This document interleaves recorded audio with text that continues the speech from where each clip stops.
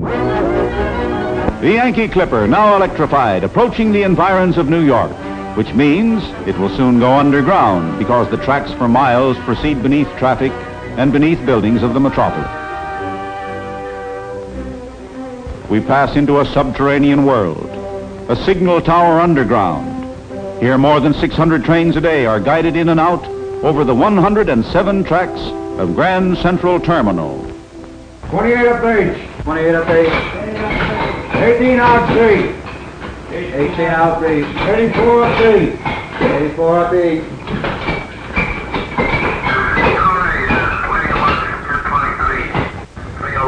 Put him on the outbound tower, C. 29 up I. 23 to way D. 23 to the way of D. Track G to track 40 with the Clipper. G to 40 with the Clipper.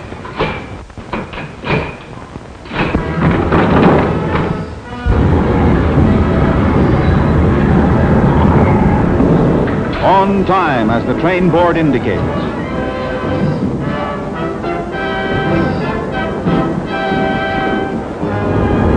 Here she comes, the Yankee Clipper. It's coming on the upper level. There are 2 levels of underground tracks for the trains that carry 42 million passengers in and out of Grand Central Terminal every year.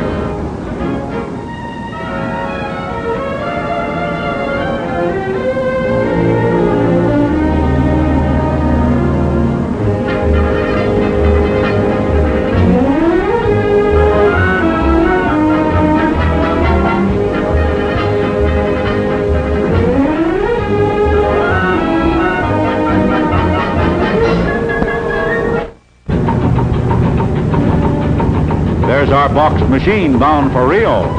From the flat car that brought it to New York, the railroad delivers the consignment on a lighter to its berth aboard the ship. The railroad owns 42 of those ungainly barges with the big derricks. They're strong and sturdy. Some of them can be loaded with 500 tons of freight.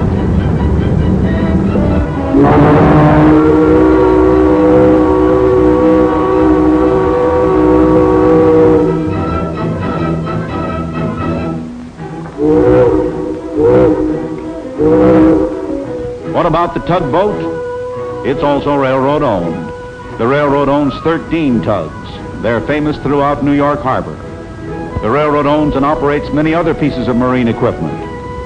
And so the case of machinery is on its way to be stowed aboard ship, and then south into the tropics past the equator to be put into service in the land of the Amazon. New England machines to modernize latitudes of jungle green.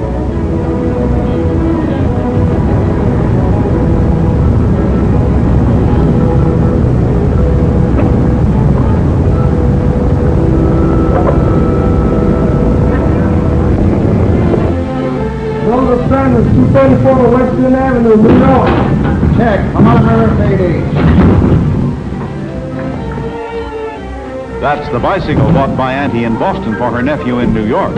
It's to be delivered to the lucky lad by the railroad through its pickup and delivery system. This is another modern phase of railroading.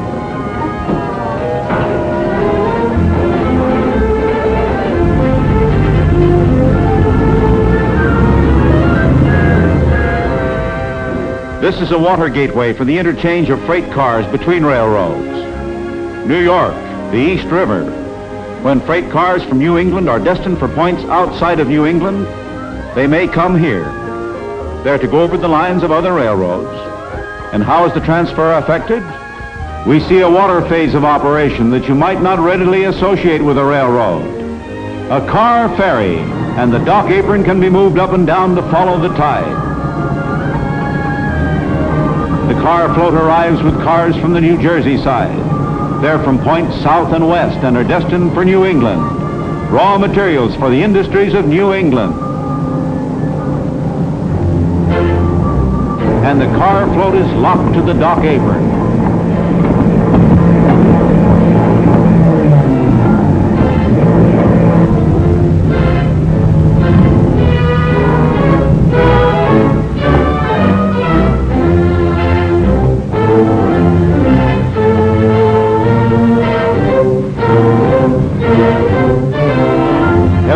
Steel freight cars roll onto the tracks of the globe. Manufactured articles made in large part from raw materials brought previously into New England. On the other side of the river, they will roll similarly onto the tracks of the railroad that is to take them on to complete their journey to some point in this immense country of ours. New England carload lots bound for everywhere.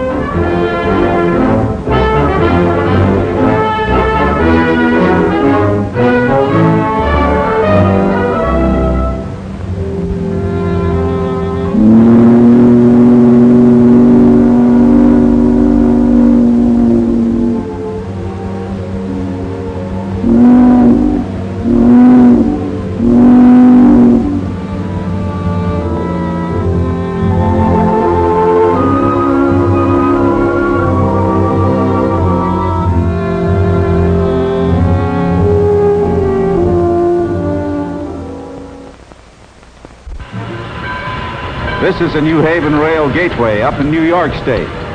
It's another point where railroads meet and where freight cars are interchanged. Those are cars loaded with merchandise for New England, raw materials and perishable food, packing house and dairy products from Chicago and Kansas City, oranges and grapefruit from California and Arizona, onions from Texas, meat from Sioux City.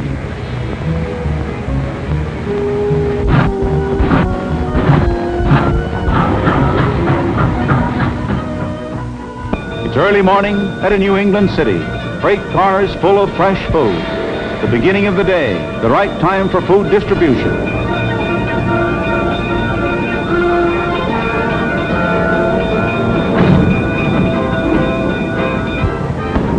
After cars are unloaded, they are pulled into the yards for inspection. Here a string of them are going to the yards to meet the keen eye of the inspector. Cars are carefully inspected at regular intervals.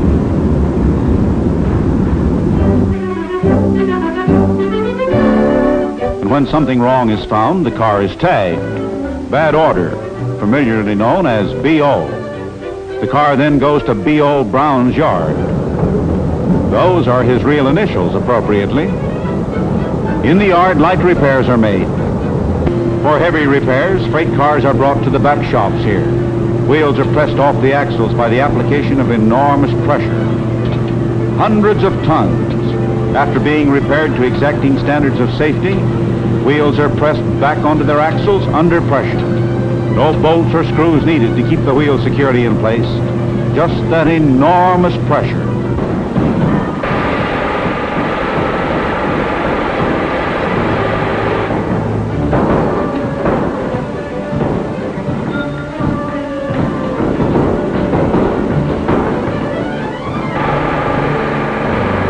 These pictures have shown us vast magnitudes of material and work. They have revealed to us a complicated industrial system in action, a system of many interlocking parts, operation and maintenance, passenger and freight, carload and less than carload lots, steam and electrification, light repairs and heavy repairs. All these coordinated with a perfection of timing, the many parts working together harmoniously, a giant clockwork of transportation, an American railroad. All this is typical of the industrial genius of America. It is an example of that world-important thing on which this nation and our brother nations must rely in a perilous war of worldwide scope. Our victory depends first of all on the American gift for making giant industrial systems of production and transport operate with an amount of efficiency that no other nation can match. Such is the larger meaning of these scenes of a great American railroad at work. The human factor is the true source of all the mechanical wonder. It is as New Haven President Palmer told us, people whose skill, devotion, courage, and strict adherence to the finest railroad practices have made possible this railroad's record of safety, efficiency, and progress.